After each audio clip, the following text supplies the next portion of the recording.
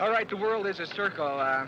Don Ellis has just called me on the mobile unit, and he says it apparently is going to be quite a serious problem.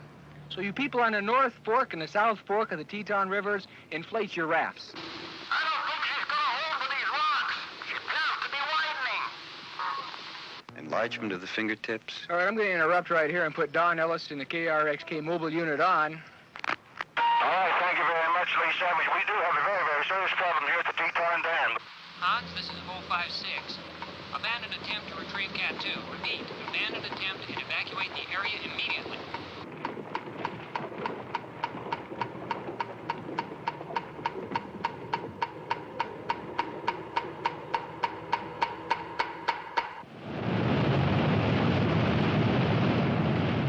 As I sit here and watch, you see it caving. It's just coming apart. At 11:57 a.m. on June 5th, 1976, the Teton Dam collapsed, flooding homes, farms in the upper Snake River Valley with 80 billion gallons of water. Here are recollections of how the people faced that disaster and rebuilt their lives. And the water is monumental. Holy, great. What can I say? People downstream better get out. People downstream. Broke, and I thought he was just kind of joking, so I laughed about it. Went on down to the florist and bought a tree and took it up and planted it. And then some of my neighbors said that we ought to turn on the radio because it really had happened. And then when he said the Teton Dam had broke, we had about an hour to clear town. I told him it was a bunch of baloney.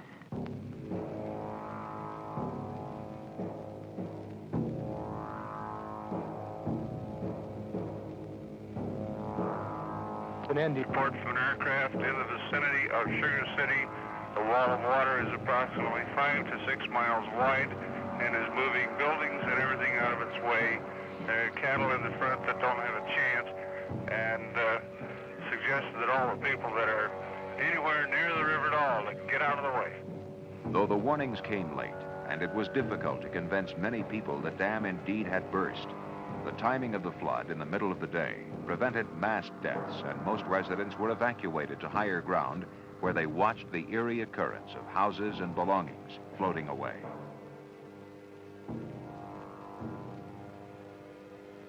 Well, it was gushing, and it was so high, it was coming in, I would say probably 5 to 8 feet high, and it was traveling fast.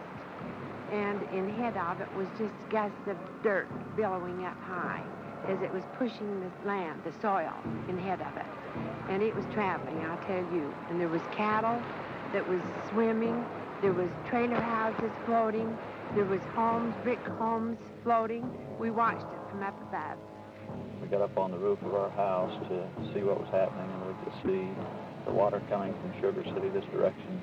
It had a big dust in front of it, and we just couldn't believe the speed of the water coming in. It seemed like the water would be around those houses about 30 seconds before the house would start to move.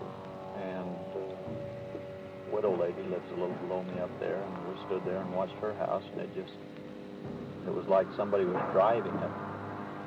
It just raised up off the foundation and come out onto the street, made a right-hand turn, went part of a block down the street, then kind of made a 45-degree angle left-hand turn and went across the park and landed about a block and a half away from where it turned.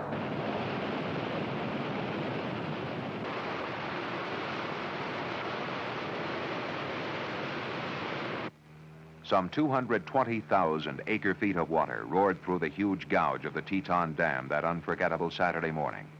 The water spread its destruction as fast as a mile a minute in the areas of Wilford and Sugar City.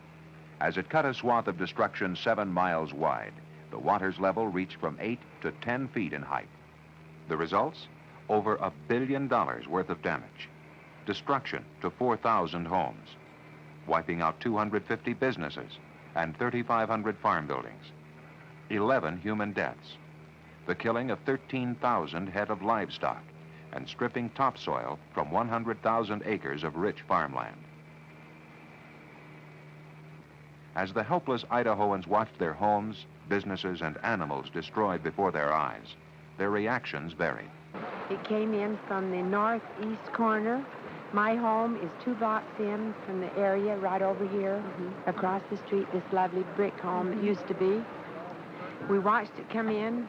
First reaction was, it's taking our business first.